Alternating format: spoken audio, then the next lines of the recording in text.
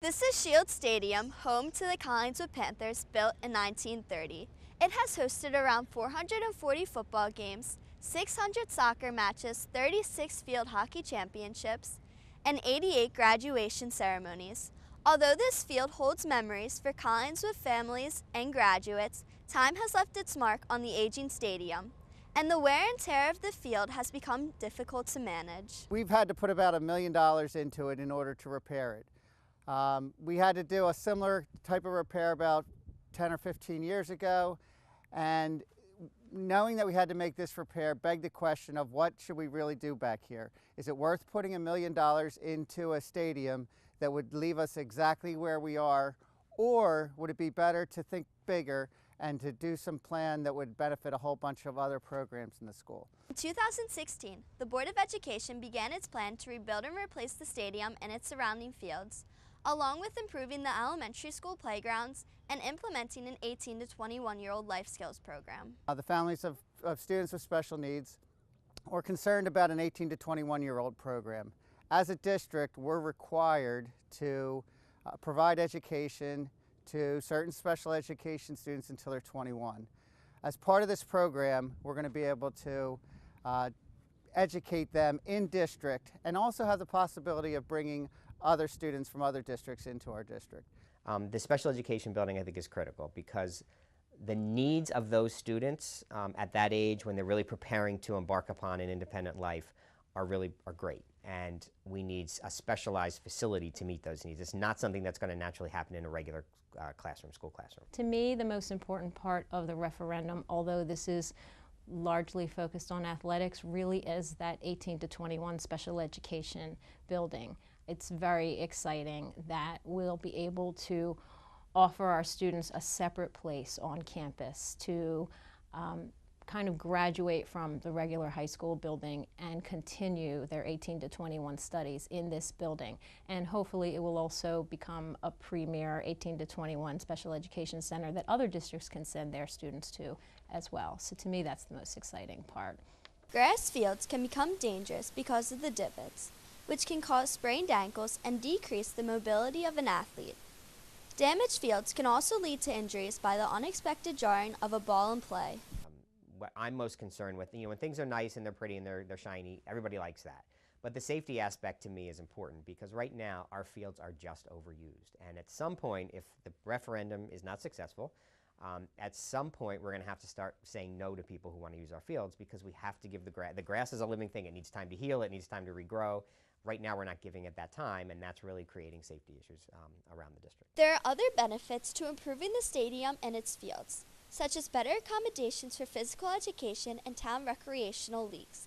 We are up almost 160 students across the district, and that indicates that there is a growing population of young people with kids, with young students entering our schools.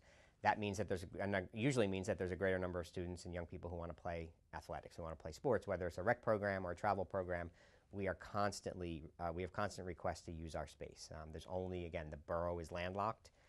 There's no additional space within the borough that we can just create fields.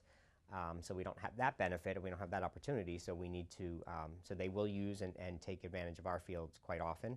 We get constant requests to use our fields, and that's what leads back to overuse of the fields and the possible safety considerations. So I think the community at large probably will benefit as much as the school district if the referendum is successful. One of the biggest advantages we see for the community is the opportunity for the rec programs to be able to use our facility. I'm on the Little League board. My kids are active in sports. I've been in Knights Park. I know how Knights Park is becoming an athletic field. That's not really what Knights Park is supposed to be.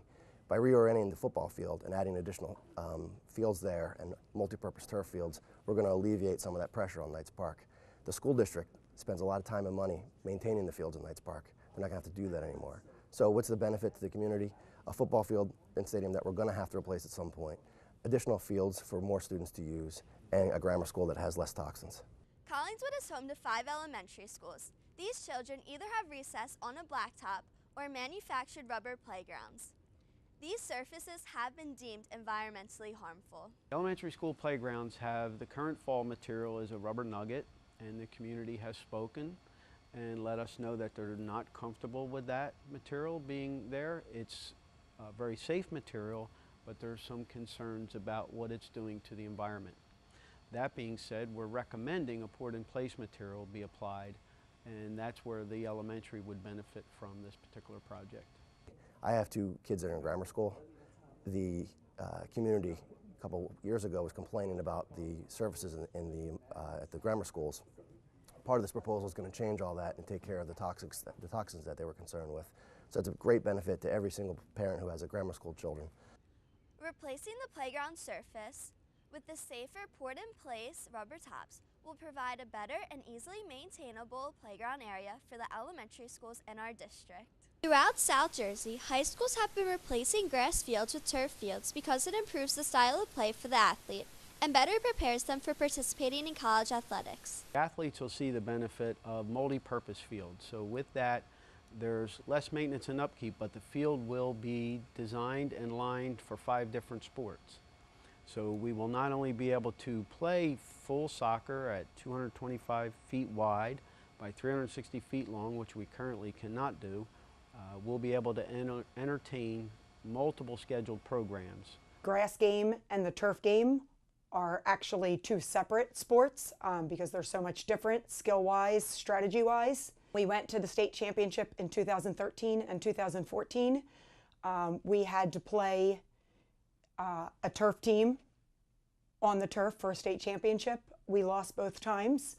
While we kept the game close, it was just disappointing knowing that they had an advantage over us that we couldn't do anything about. On an individual level, I feel that us remaining a grass team versus a turf team is hurting our field hockey athletes. Most college programs, over 75% or more, are now playing on turf. There's very few grass programs left, and unfortunately, the coaches that are college coaches of turf teams are looking for turf players. Because we are a grass program, each year we have less and less college coaches coming to see our kids and to scout our kids. I think the biggest benefit, there are a lot of benefits to individual students depending on their individual circumstances. A student who plays field hockey or lacrosse and is going to college to pursue that, that's a special student and a special athlete. Most of the colleges to which our students go are using turf fields when our students get there. And our students who do not play in turf on a regular basis are at a bit of a disadvantage there.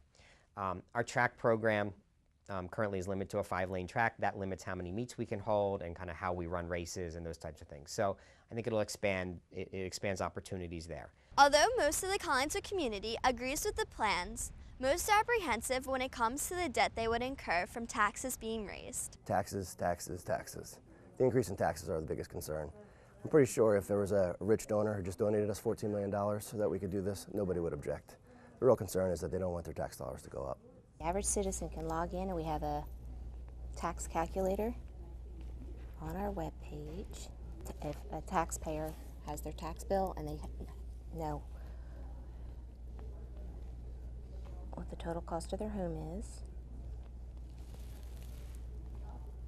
you have the tax calculator. And again, on your tax bill, you want to pull the assessed value. Right here, you're going to type in your assessed value. So let's say my assessed value is $229.5, which is the average assessed value in Collingswood. And you hit the calculate button. It'll calculate for you what the average increase in your taxes is going to be, and then that increases over 20 years.